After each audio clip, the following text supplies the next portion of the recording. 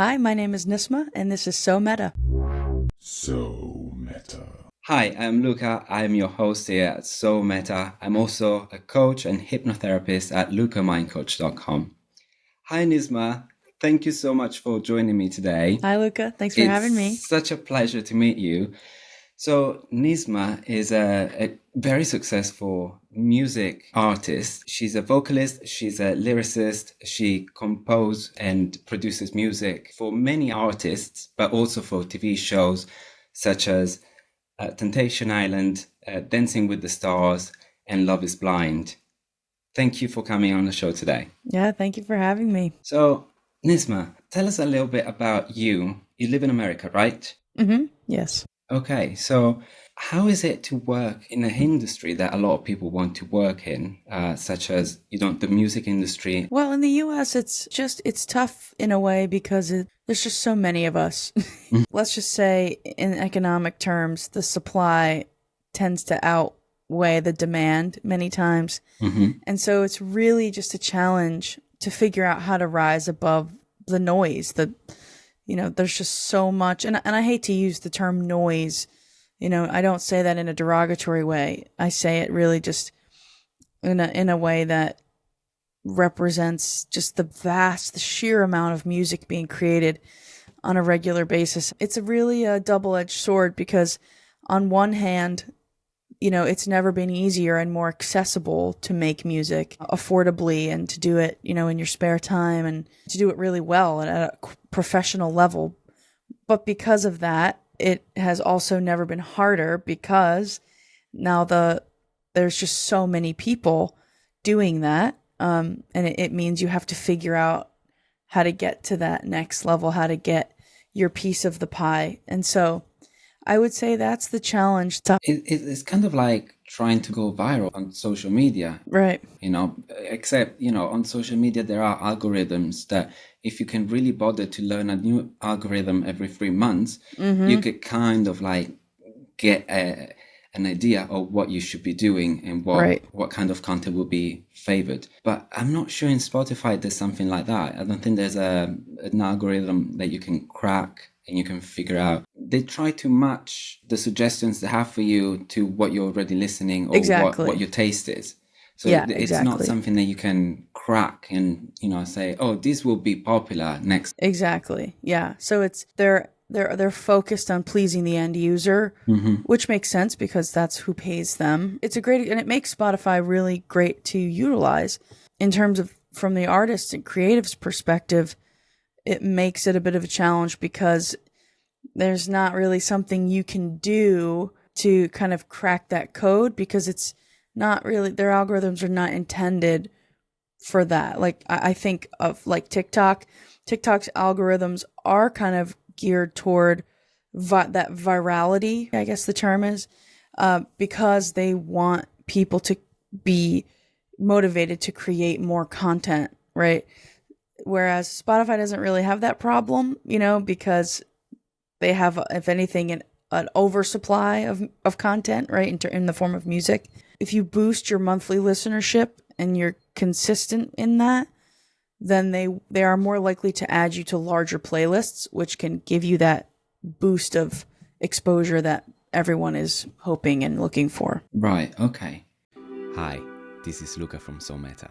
I want to talk to you about the paid partner of this episode, BetterHelp. I've been in therapy for most of my life, since I was a child really. The benefits of therapy are so profound and really help us live better lives. That's why I chose to become a therapist myself, to help others.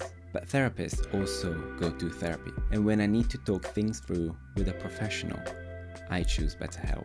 When my mom had cancer, I needed to talk to someone to unravel my thoughts, my worries. I was traveling a lot and I spent a lot of my time commuting, or I spent it with her, looking after her, supporting her. That meant I was away from my home, from my friends, from my routine. My life was on hold and I didn't have a support system for myself. That's why BetterHelp was the best choice for me at that time. All I needed was my phone or my laptop and access to the internet.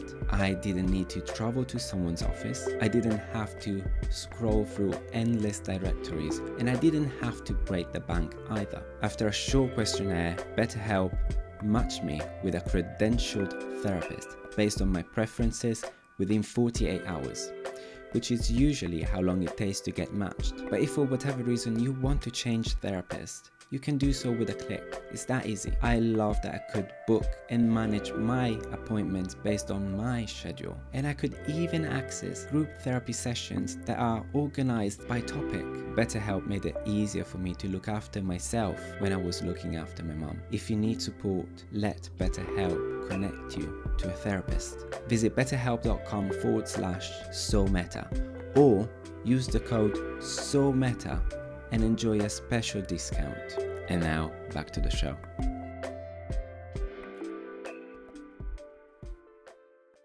So tell me how actually you got into this industry.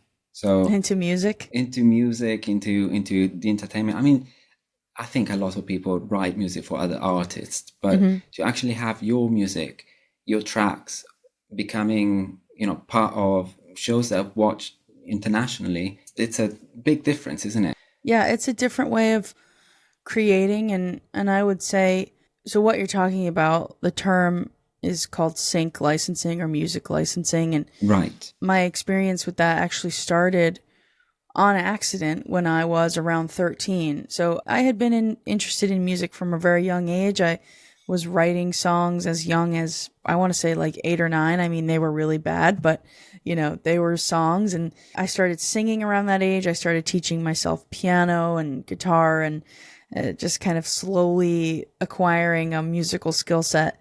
By yourself, But then, self-taught. yeah, all self-taught. Oh my We couldn't God. afford music lessons, so it was just YouTube. And back then, YouTube was That's not what it is incredible. today.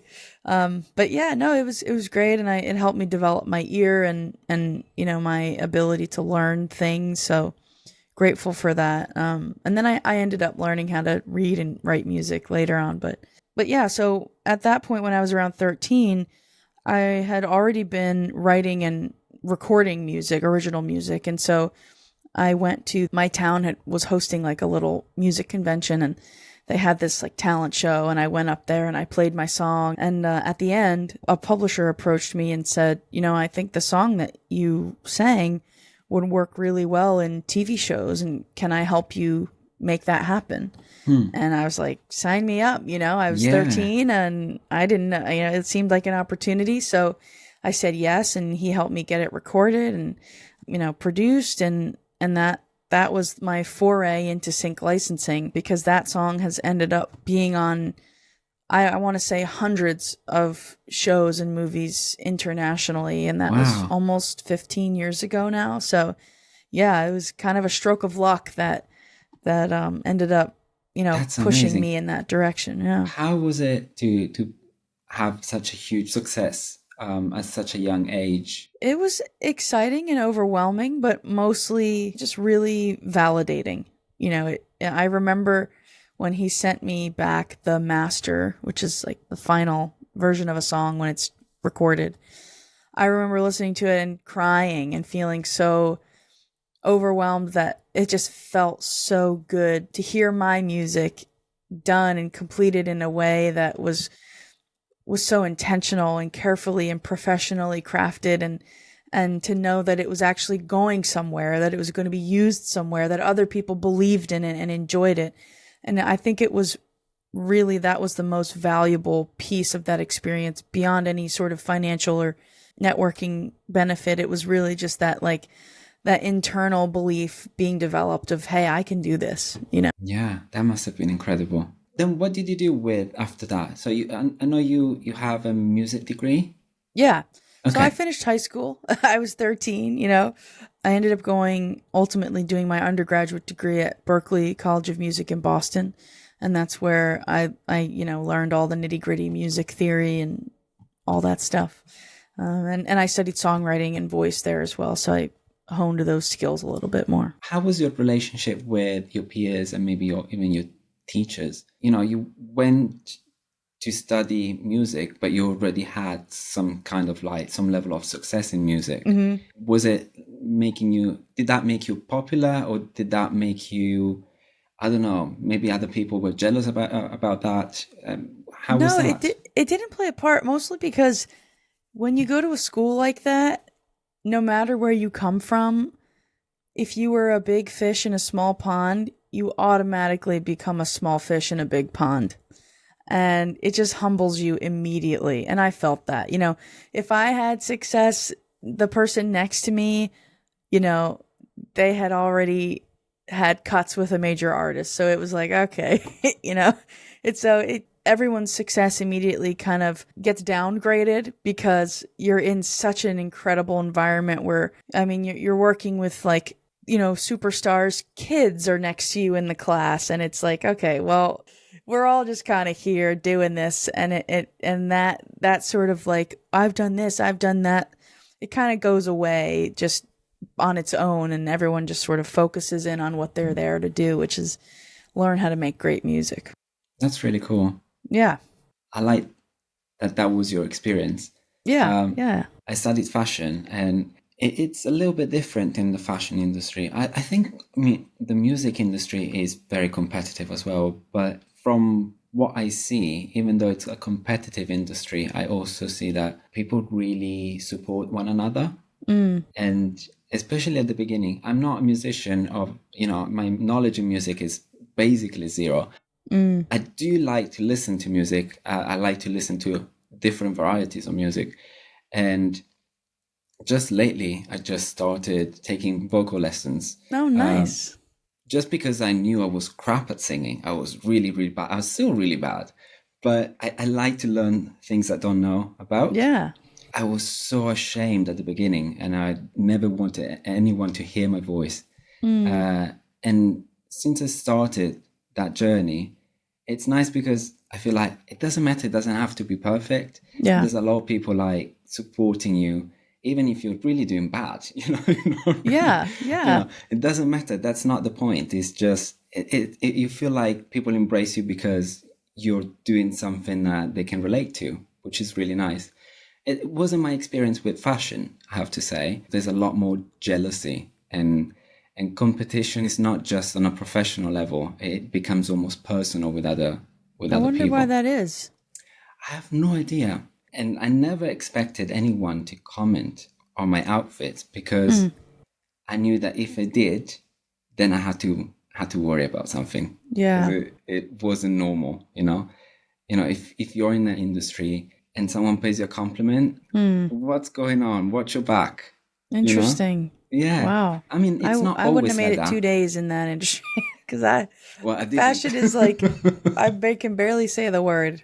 I did, to be honest, I didn't. I realized that it wasn't for me. I love the creative part. What I liked to do, even when I was studying, was just to, you know, making projects, creating, coming up with patterns, coming up with shapes. And it was all the projecting of a collection. Yeah. The trend predictions and all of that nerdy stuff.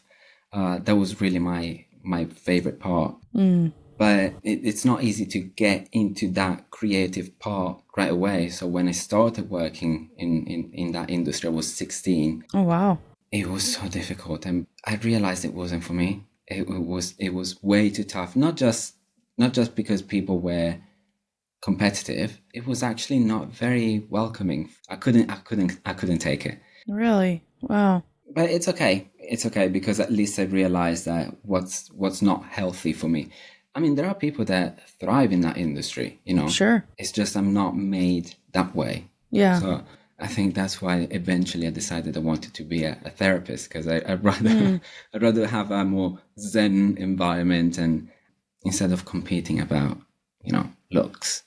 But yeah, it was a very exciting industry, and I still love it, and I'm still involved with certain projects. I'm not really into it, but yeah, I mean it's a great industry, and I think with a few tweaks it will be even better. Sure. Yeah. Well, good for you for having that awareness and pivoting and being willing to kind of step away and do what's better for you. Because I think that I think a lot of people get stuck, and are, they're afraid to honor I suppose, that. that's the same in every industry, but what about the music industry? I'm pretty sure there's a lot of people that, they're great. They are really great, but they just don't find they just can't make it. They either don't find the right people, they don't have the right connections, they don't have enough listeners or followers. What would be your suggestion for those people? In the music industry, what happens is a lot of people, they have this love of music and they feel compelled, or perhaps they want, they have the desire to monetize it. And so what happens is there comes a time where you have to say, okay, if I'm going to monetize this music, I have to figure out what I need to do to the music to make it monetizable, right? That part is really hard because it means that you're gonna have to give up some of that purity, perhaps, that was coming from your creative place, your inner child, if you will. And you're gonna have to sacrifice some of that in order to fit the music into the monetizable box. If you're trying to make it your primary source of income, or at least a significant source of income, you're going to have to make some sacrifices. So that's the struggle I see people dealing with regularly, especially people who maybe are unwilling or don't know how to make those sacrifices or to push their music in that monetizing direction. They get frustrated because they're not seeing any traction, or they don't know how, like I said. And then eventually I see a lot of people, they end up giving up on music altogether, which is a real shame. Because I think people forget that it is an option to just make music for the love of it and share it with people just because, Yeah, that I it doesn't agree. need to be a profitable business, And you mentioned sacrifices. What do you mean by that? Yeah, so I guess musically speaking, it means making things fit lyrically, melodically, rhythmically, in terms of production, both sound and quality. So because if you don't hit certain checks, right, in terms of those creative aspects, your music's probably not going to resonate with enough people to make it monetizable, right? Right. This is a really important thing to know. Yeah, and I think I learned that in college. Okay. When I got to college, you're operating at that level of, the conversation automatically becomes, how are you making money with your music? Because the assumption is that you're in college for music to make a career out of it, right? Yeah. So everything, you start thinking about all of your music in that way. And it can actually become really depressing. And I went through a period of that, because you do start to realize, eventually it starts to sink in that, like, okay, I'm going to have to do things differently. I'm not going to be able to just create the way I created when I was young or 13 and just the first thing that came to my head. And, it's fun and it's great and we do it with our friends. And if you want to be professional, then you are going to have to learn those things. And so, college really gave me that awareness that there really are two playing fields in terms of making music, and you have to be willing to play ball the way they want you to play ball if you want to make some money out of it. You write lyrics for other artists as well. I heard that that's probably one of the most difficult things to get monetized and get credits for. Yeah, it's tough. Okay, so how does that work, and how do you make it work for you? Yeah, so, there's two different ways to go about it, I would say. The first way, which is, I think, the way that most people try to take, is to get in with a music publishing company who can give you an advance, a rinky-dinky advance, which is just, money up front. and get you into writing rooms with the bigger, more up and coming artists. That's harder to do because more people are trying for those same opportunities, and you have to be a really, really good writer to do that. The other way, which I prefer and which I think is more fun, is to just start writing with the people who are on your same level, but who you see are very promising. And you just have to have the patience to rise with them. Because the likelihood that you're going to get a publishing deal and be able to write songs for Miley Cyrus, right? I think it's much smaller than the likelihood to find a Miley Cyrus who's yet to be a Miley Cyrus, who you feel like she could be a Miley Cyrus. Write with her now and keep developing the relationship with her so that by the time she's a Miley Cyrus, now you're writing with a Miley Cyrus. And does that make sense? Yeah, 100%. And you know what? This is exactly why I love to support, younger and upcoming artists that perhaps they don't have a huge following and, but they have the passion, they have the talent, and you can tell, you go to the gigs and you say, oh, they really got something, Yeah, and they can totally really be someone someday. And, regardless of the fame, it's really good to support those people. First of all, because you create a bond. These people normally are very appreciative of all of the people that follow them. Yeah. All of the people that listen to the music, all of the people that support them. But also you get to meet really amazing people on a personal level. Yeah. And I love to do that. You get to make friends. You get to make friends, yes. And I mean, a lot of the time, those gigs are also quite cheap. So you can get really good fun, really good music, and you don't have to, break the bank. If you go to watch any big artist now, it's hundreds and hundreds of pounds or dollars, depending where you are. It costs a fortune to see a proper concert. And from like 1,000 feet away. And you know what? You are there, but you still can't see them. You still can't see them. All you can see is them from a screen. At that point, right. You can see them from the screen at your home. Exactly, for free. You're so right. I mean, there are they're filling huge arenas now, and you really don't get to see them. That big when you're there in person. Yeah. If you don't have someone super tall in front of you. Right. Right. And that's a luck of the draw. Yeah, and I get that, it's a totally different experience. It's a really amazing, you get a boost, you get so much energy when you go to a gig, and it's so much fun. But, supporting small artists is just as fun. Yeah. And I think it's maybe even more rewarding sometimes. Yeah, for sure. I think that relationship piece is so valuable. 100%. And, I'm not a networky person. I'm not mostly because it just doesn't feel good to me. It feels very transactional. And so I like for the collaborations that I participate in to feel like on some level we're equal. And it's hard because most things are not quantifiable, right? You can't look at each other's resumes and be like, okay, you have this many placements, I have this, so we're equal. It's a feel thing, Yeah. And whenever there's too much of an imbalance, it creates a power dynamic, right?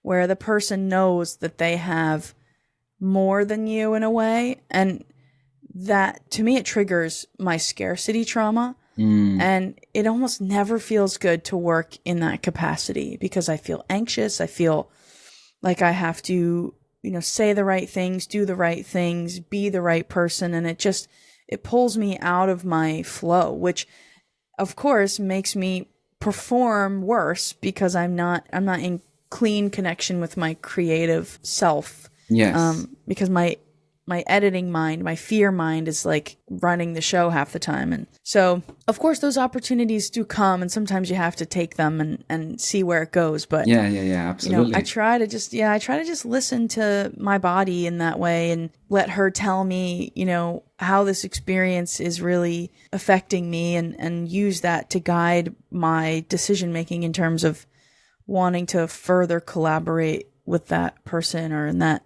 context, 100%. whatever it may be.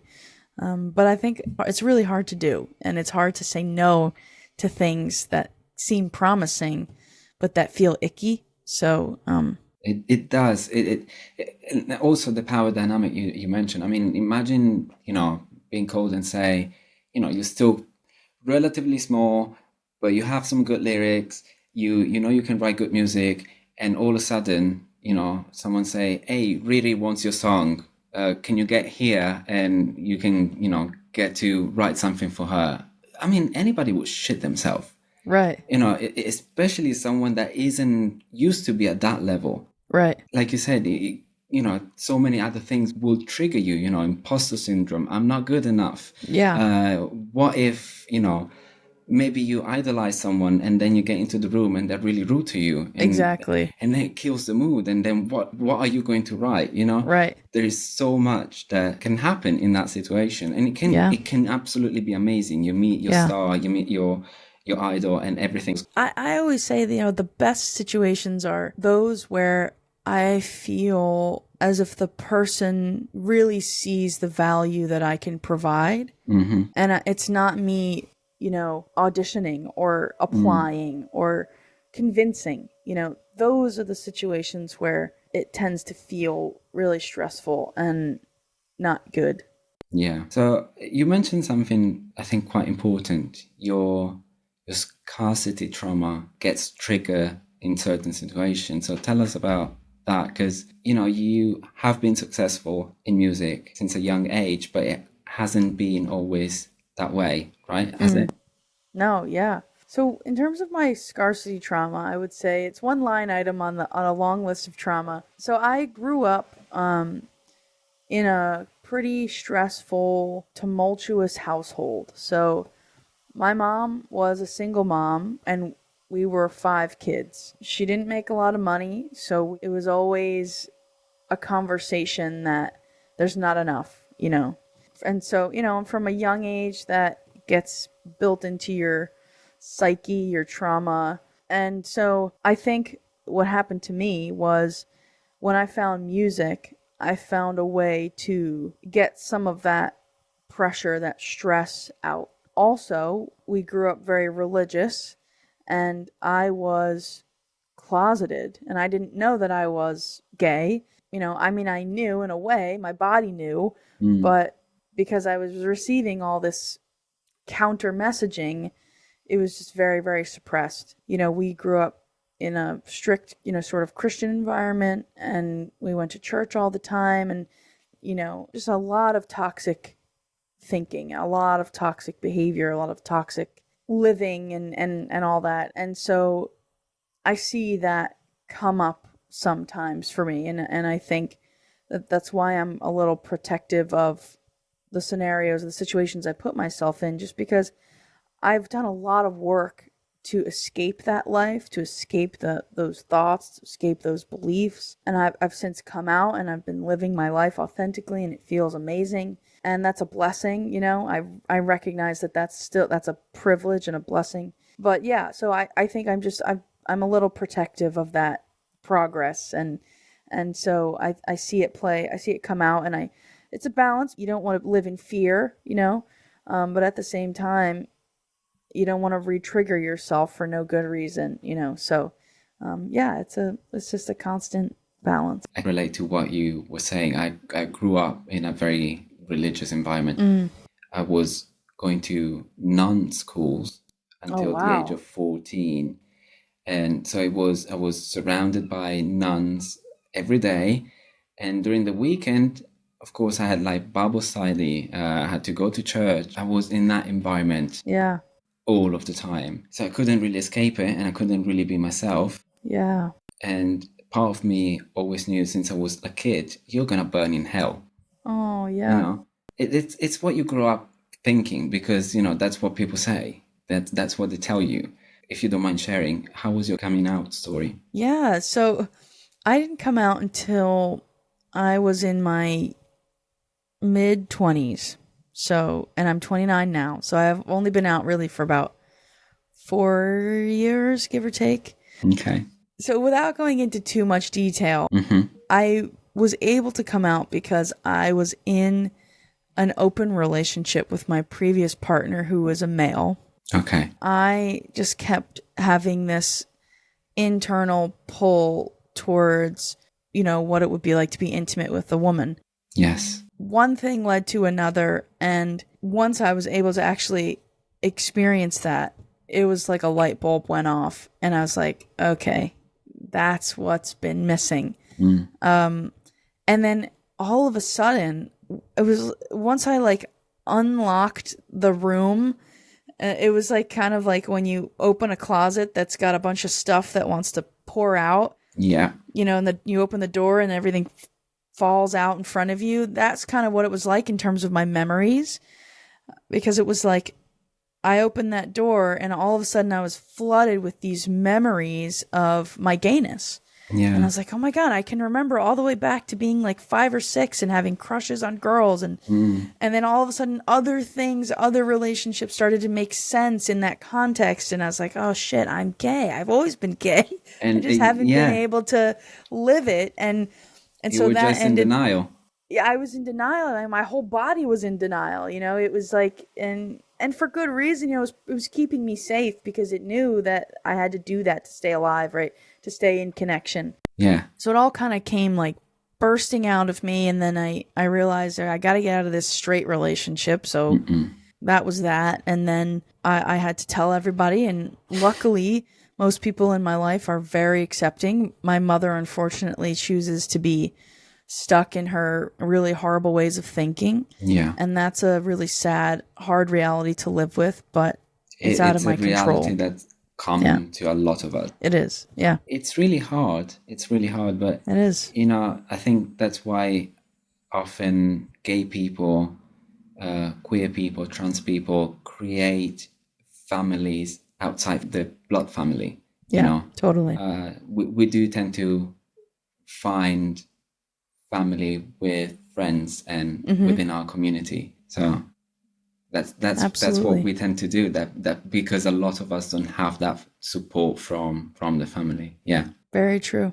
Yeah. Well, in a way, we're lucky to have that at least. Yeah, absolutely. So many people in so many places don't even have a community. A gay community. It's still illegal. Let's remind some people that it's still illegal in a lot of countries to be gay.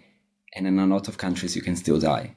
Yeah, very true. So going back to music, how did music, I suppose, because you're an artist, you cannot go through something without art influencing or supporting or helping you through that journey. Because art is always there. If you're an artist, you can't escape it. Yeah. So it's always going to be beside you, whatever you go through, right? What was music for you during those times? It was the solid foundation that was still there while everything else was crumbling and rebuilding. Because I think I was also a couple of years ago had gone through my religious deconstruction. So I was rebuilding that, piece. And now I'm going through this sexual identity reconstruction. That's hard, because you feel like you're in limbo and you have to process all the old stuff and replace it with new stuff. It takes time. And so, again, music was, and the creative aspect of me was still this like little intact piece of foundation that I could hold on to as, I guess, a buoy in the middle of a storm, right? And it kept me grounded, and it kept me close and connected to my true inner self. And I'm really grateful that I had that, because I also know a lot of people don't, and they get blown away in the storm, and they... Absolutely. Artists, I think, have the luck to sort of have, in a way, access to a therapy modality just because it's within themselves. Yeah. You can go through, there are many ways that you can go through adversity in life, right? If you have the money, you're lucky to have the money, you can access therapy, perhaps. Some people might have friends, but some people may not. Some people have family, some people may not. There are so many different things. Some people have nature as a way to de-stress and sort out their inner struggles. But I think artists have that modality of therapy within themselves all of the time. And I think we access it in different ways constantly. And I think it's quite beautiful that for some of us, it's kind of like a natural process. Yeah. It becomes hard, maybe, I don't know. I think I always wonder this, love songs and especially breakup songs, especially revenge songs. How do artists navigate that with, the family, the previous partner? I mean, it must be really hard. It must feel so good to put something so personal, so much shit into some very powerful lyrics, and then having perhaps even millions of people singing them back to you because they can relate. But also it must be really, really daunting to go through that process and putting something so raw and bare for everyone to see, and perhaps maybe ruin some relationships in the process, because it might happen. It will probably happen. Yeah, it's a sacrifice you have to be willing to make, but I think most of us are willing because it's not really a choice, Yeah. I mean, I guess but it's our duty in a way. Yeah. To put it out somehow. Yeah. Yeah, for sure. So do you think that that's worth it? For me it is, personally, because I've lived so much of my life already being forced to betray myself to preserve a relationship, whether it be with my mom or with God or with Jesus or with the Holy Spirit or with the pastor or with the friend, it's just not worth it anymore to keep betraying myself in an effort to please everyone else. It's just, I've done too much. I feel like I've put more than my time in, and now it's time for me to just be me, and yeah, it feels worth it to me. It doesn't mean it isn't scary, but it's still worth it. I love that because sometimes you do hear people saying, "Oh my God, that song, it's so personal. It's so embarrassing." Okay, fair enough. Maybe sometimes it is, but I think it's actually very powerful, because when you put something like that out there, you will notice that, okay, maybe some people won't relate, but perhaps most people will. Yeah. And perhaps you can also help somebody process their emotion and how they feel about a certain situation. Maybe even realize that what they've been through, it's actually not good for them. And maybe they always knew it, they just didn't know how to express it. And music has that power to do that. Yeah, totally. What's that process of going through struggle with whatever issue you may have, whether it's religion, whether it's sexuality, whether it's personal event, into transforming it into art?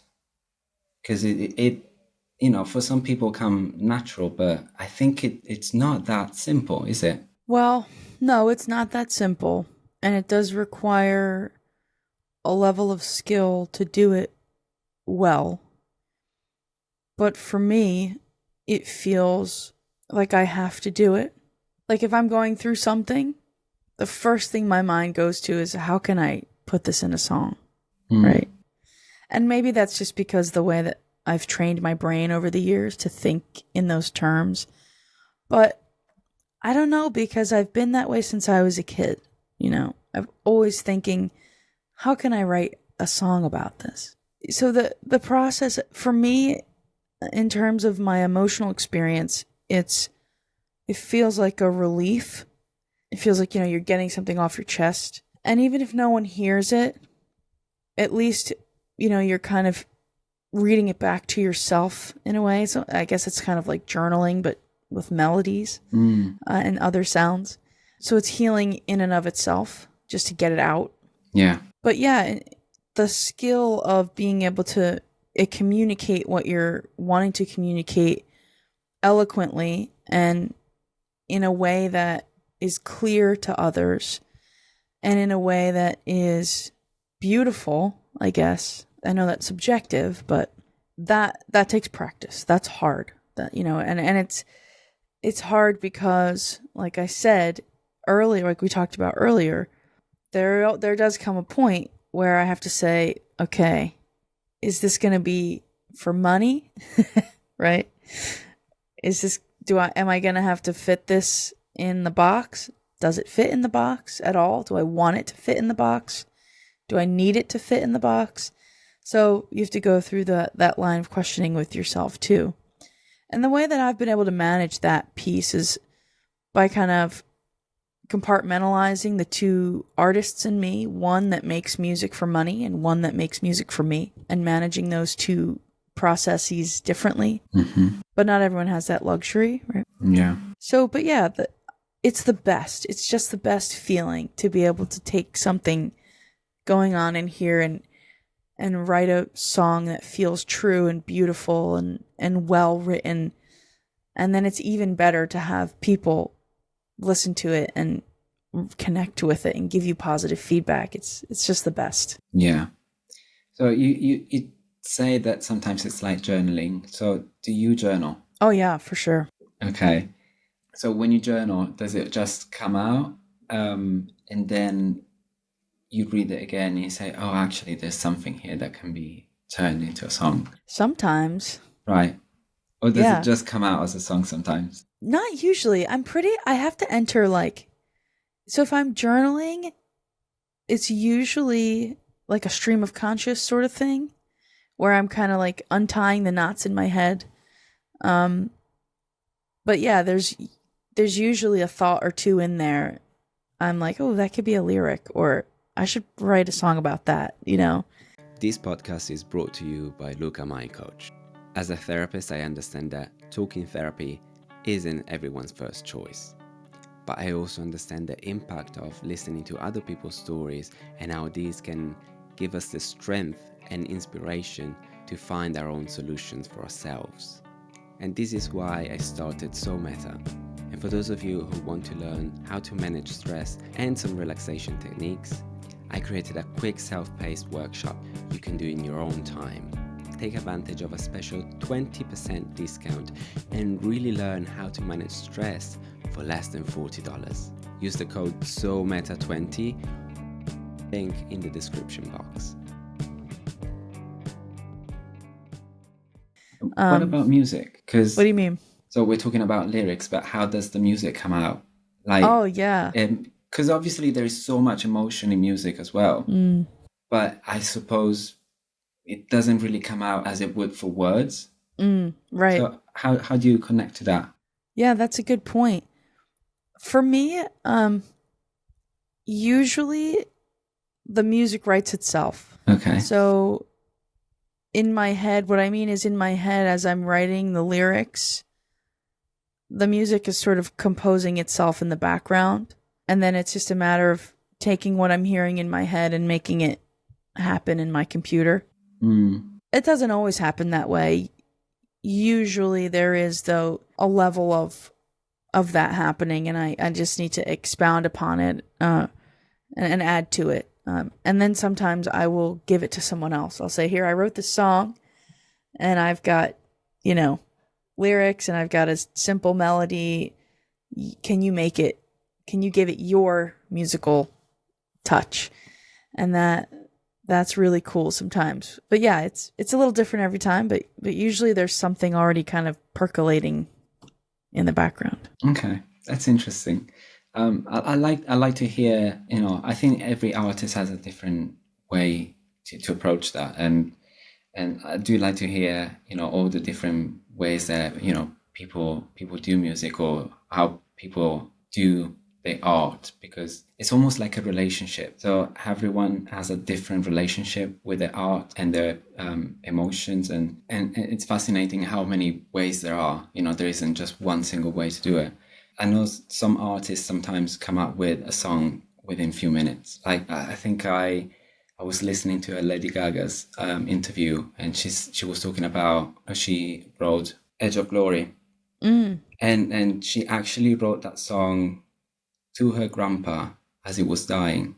Wow. And it was in his dying bed, all the lyrics came up, and she wrote the music, and then she sang it to him just before he died.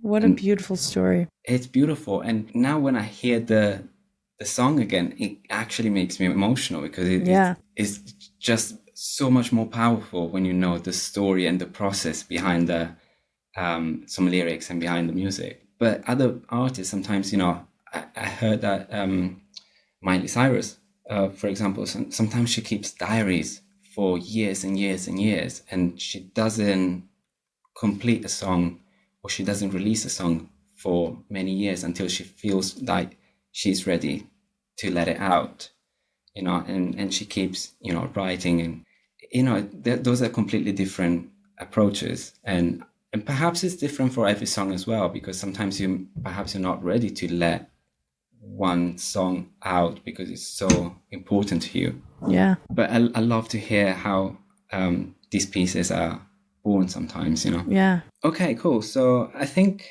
we're going to move on to the last part of last section of the podcast, in which I will ask you some really quick questions. Sure. I ask these questions to everybody. Okay.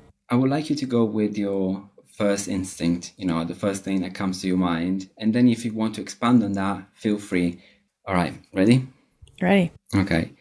If you could be anything or anyone in the world, what would you be? My first answer was myself. I love that. It really was. That's so good. I'm jealous now. Okay. What are you manifesting? Presence. Oh, Yeah. love that. That's nice. A favorite quote, mantra, or affirmation? I think my favorite quote is, and I don't know who it's by, but it goes like this. If you want to know what your future looks like, just look at your today. Love it. Essentially means, life looks the way you make it look. It really is. Even in coaching, often the way we help people achieve what they want to be, or a specific goal, or, a career, or it's basically tell them to be that person every single day. Yeah. Yeah. Just stop saying, oh, I want to be, I will be, I'm going to, Right. when I become that person, I will have this life. No, if you have that life now, you are already that person. Yeah. So absolutely. just act that way right now. Exactly. That's exactly the sentiment. It's so powerful, but and it's, in a way, it's simple. It's very simple. Too simple. But, most people need some kind of permission to be who they want to be, because they don't think they're there yet. Yep. That's powerful. Yeah. That's good. What are you inspired by? I think I'm inspired by joy. Yeah. And contentment. When I see joy and contentment in others, it always draws me. I always get curious. What's happening inside you, So not just your joy, but joy from other people? Yeah. Yeah. Because I think that's like the good stuff, that's what everybody's always searching for is, happiness. And I mean, happiness, I guess, is a generic term, but I think it's rare to see someone who's actually happy.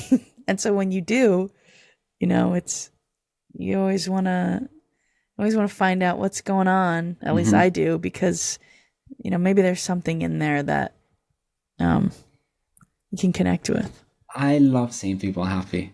Yeah, it just gives me so much joy. I mean, maybe because I'm an empath, and I kind of like, I feel what other people feel a lot of the time, and it took me some training, literally physically, like not being that empathetic all of the time. I actually didn't know how to manage empathy until I've done my level 1 counseling course, and I had no idea that people can actually have some how do I describe that? They can manage their empathy. They have control over when they give and when they don't. And because my mom is very empathetic, and I was, I'm very close to her. I kind of became the same. So I'm very empathetic too, but almost to an extreme. Like I never knew how to manage. So everybody else's problem was my problem, you know. Everyone else's feelings was my feeling. It's hard to you know, be your own person and have, you know, your own feelings when you tend to absorb everybody else's as well. Yeah, totally. But it takes some training and it can be done. But I still like to really launch myself onto other people's good vibes and happiness and joy, because it just gives me a boost. What are 3 things you can't do without? Coffee, That's a popular one. cheese, Nice. and the beach. The beach. Perfect. Oh, yeah, the beach. I live very close to the beach. Oh, nice. So I can go to the beach almost every day. Actually, I was at the beach this morning. Nice. It's so nice. It's so nice. I have such a connection with the beach, and especially the sea, you know, water in general. Yeah, It's magic. I love that. I'm with you on that. Yeah. Do you live by some sort of like water? Yeah, well, Do you? I grew up on the beach in New Jersey, Right. but now I live in Western Massachusetts, so we have rivers and lakes, which is Nice. second best. Second best, but still good. It's good. I need to be around water, you know. Yeah, me too. Large bodies of water. There's nothing, to me personally, there's nothing more soothing than hearing water. Oh yeah. You know, it's Even just, looking at it is soothing. It's just, yes, something absolutely. about it. I wonder what it is in our biology, but You know, I think for some people it's the forest, for some people it's fire. You know, I think there are some elements that we connect to yeah, the most. But that's true. for me, that definitely it's always been water. Yeah. Yeah, yeah. If you could speak to your child self, what would you say to them today? Trust yourself. Everything's gonna be okay. Last time you cried and why? The last time I cried, I think it was the other day. My partner and I were watching America's Got Talent. Oh, And like they cut it up. It's so moving. Like when people get like the golden buzzer and, you know, everybody's like cheering for them and they're like the underdog. And they make it so emotional. We were both bawling our eyes out. who was that? I don't remember. I think we cry probably every other audition. So it was I don't remember. Okay, well, shout out to those people who made you cry. Yeah. Yeah, right. Thanks. It's a good release. Yes. Especially when it's out of joy and you know, you're happy for somebody else. You know? It's so good. Yeah. And okay, now we circle back, kind of like we reconnect to one of your previous answers. What gives you joy? What gives me joy is doing the things I love with the people that I love, or by myself, but both. Yeah, that's Yeah. lovely. Yeah. That's lovely. How's your relationship with yourself today? You know, I would say it's the best it's ever been, and it will and can get better, but I've done a lot of work, especially over the last 6 or so years, to repair that connection, because it was really rough. Yeah. You know, my inner self was very mad and angry and sad and hurt and lonely and afraid. And so, it's been a process, but it's, we're closer than we've ever been. Honestly,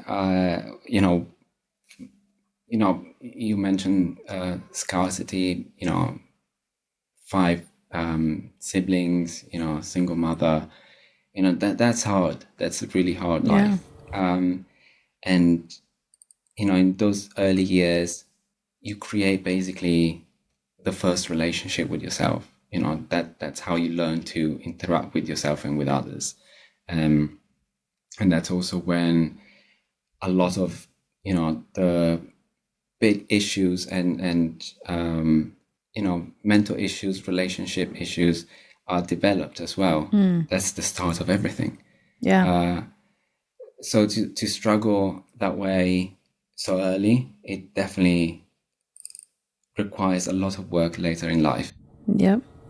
especially when you grew up in a very religious family that is perhaps not the most accepting, and you're gay, Yeah. or even if you're not gay, but you're somehow not accepted, or you feel like you may not be accepted or rejected by those that are supposed to love you and support you. It's the hardest thing, and a lot of us go through that. A lot of people in the LGBTQ plus community struggle with their relationship with themselves, because we tend to betray, like you said earlier, we betray ourselves to, first of all, for safety, and to make sure that everybody else around us is okay. We don't want to hurt them. A child never wants to hurt any of the people they love. Right. So what we do is we sacrifice our relationship with ourselves. Yep. And that's really hard. Yeah, it is. And if you don't have a good relationship with yourself, it becomes really hard to have a good relationship with anybody at all. Yeah, absolutely. So it does require a lot. It does require a lot of work, and I'm glad that your relationship with yourself is good. Yeah, thanks. Yeah, Me it's too. so important. It's so important. Yeah. Well done. Yeah, thanks. We are going to read one quote now. Okay. And I'm gonna let you fish it from my bowl. Oh, okay. Yay! Love it. So cheesy and stupid, but it's fun, so why not? Oh, that's great. Yeah. So I have some quotes that I really like in here. I am going to fish it for you, but you have to tell me when to stop. Okay. All right? So, all right. Whenever you're ready. All right, dig in. Tell me to stop. Stop.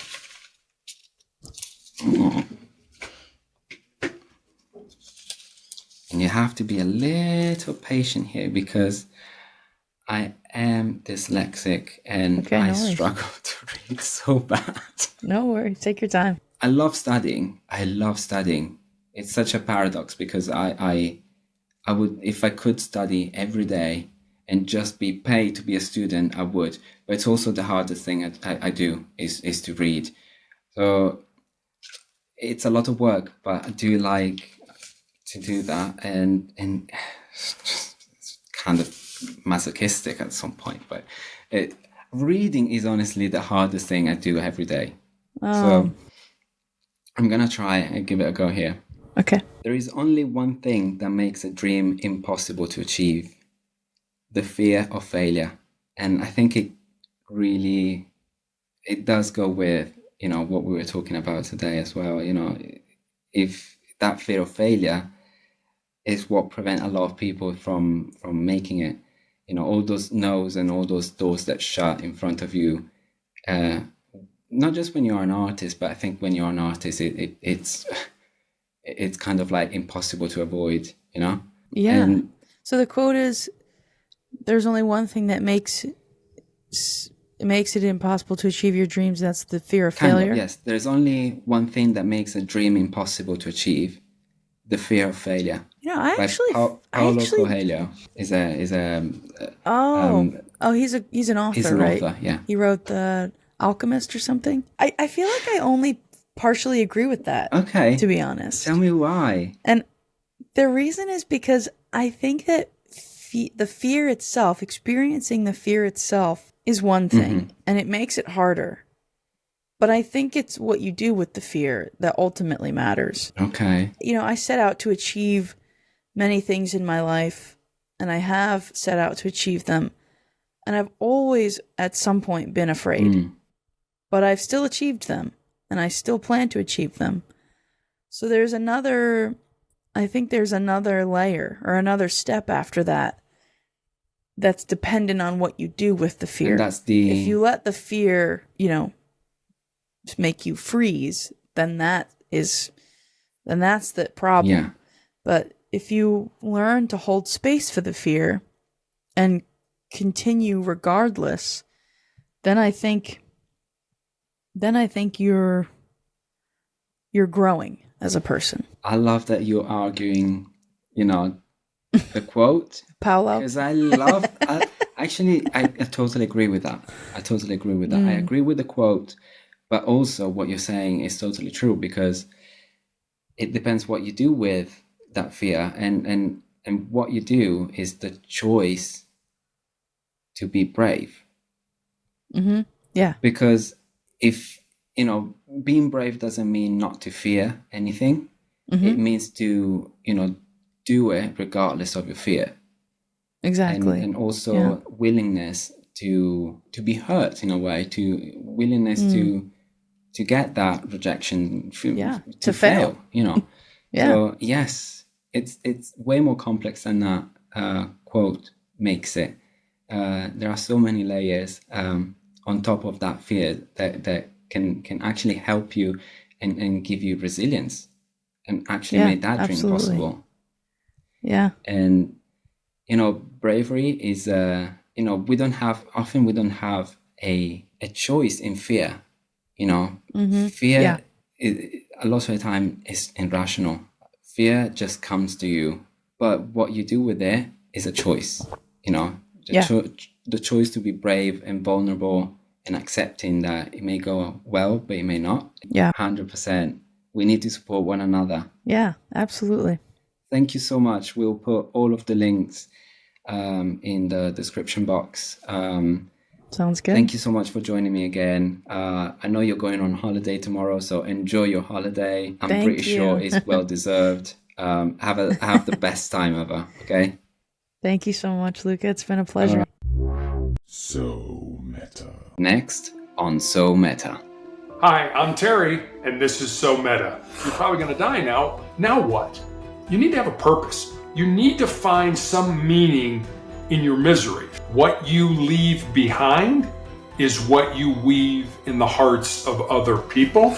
If you know you need support, if you know you need help, that takes courage, but reach out to people. We all have a choice. We all have a choice. Do you want to grab the handle of hope, or do you want to grab the handle of despair? SWAT are usually the best officers with the best training and the best equipment. And I've always wanted to be part of the best. Everybody's like, the police shoot everybody. I've never shot anybody, but I've been around people who have. It's a horrible thing. Can I make a difference in their lives? For me, that's what it's all about, connection. You gave me a death sentence. Maybe I can try to turn that death sentence into a life sentence. Embrace the suck.